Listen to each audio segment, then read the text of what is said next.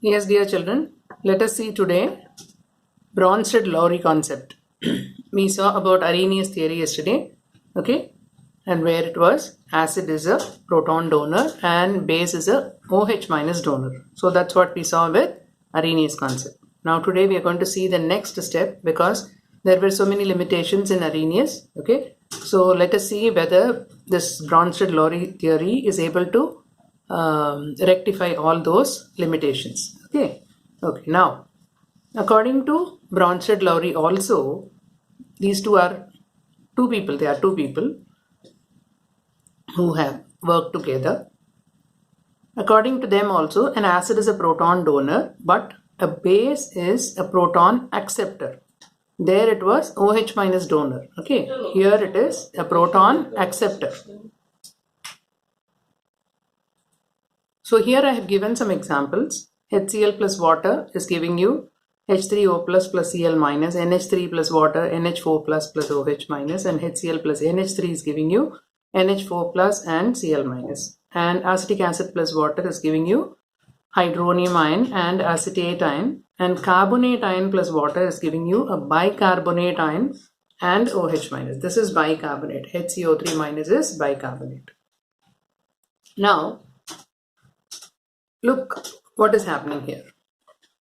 HCl is giving it Cl minus and this H plus is added up to water and it is becoming H3O plus. So what has actually happened? This H2O has taken a proton from HCl.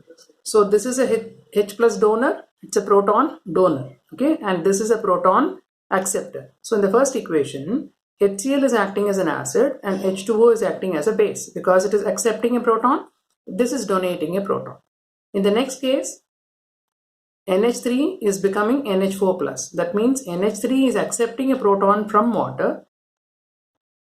Okay, after giving its proton, what is left behind is OH minus. So that is coming out. So in this equation, you will find ammonia is accepting a proton and water is donating a proton. So water is acting as an acid and ammonia is acting as a base, right? Because base is a proton acceptor. By accepting a proton, it becomes an ammonium ion. And by losing a proton, it is becoming a hydroxide ion. In the next case, HCl is giving its proton to NH3. So this becomes NH4 positive and HCl becomes Cl minus after losing proton. So this is giving a proton, so this is an acid. This is accepting a proton, so this is a base.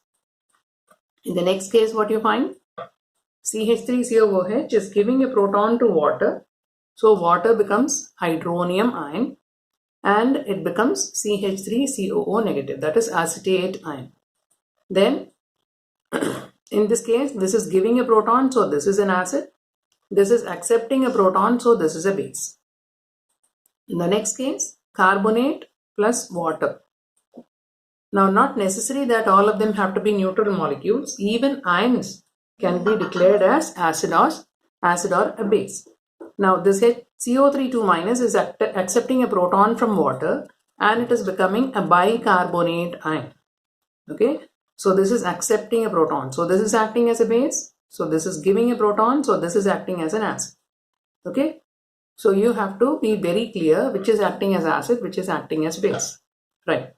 Now, what you found in all these equations, water gives proton and it also takes proton. That means it behaves as an acid as well as a base with which it is reacting, that is deciding the factor. That means it is showing amphoteric behavior.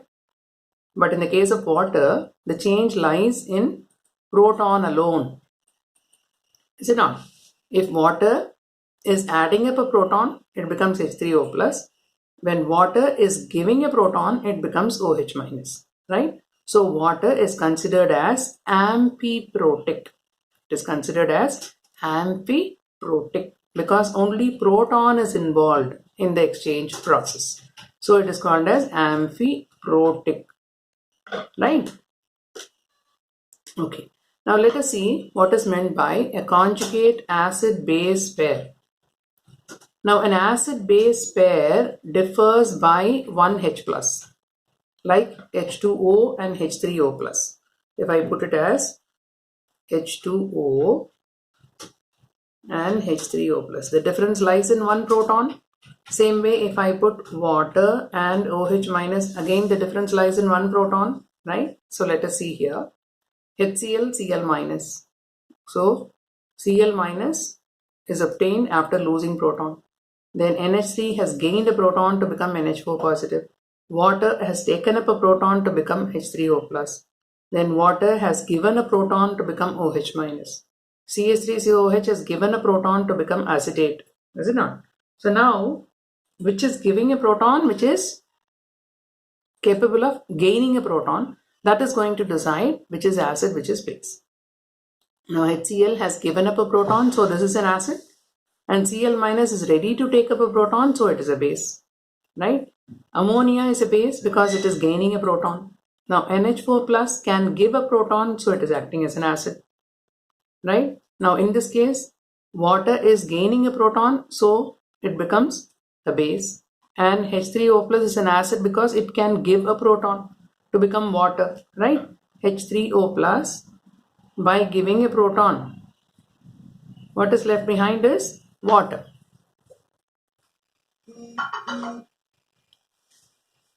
I'm sorry.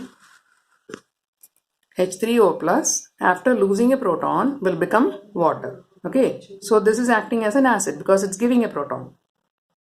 Okay, so that way you have to understand the rest also. H2O, OH minus. H2O is giving a proton to become OH minus. So OH minus is the base part of water. Same way acetate is the base part of acetic acid. NH4 plus is the acid part of NH3.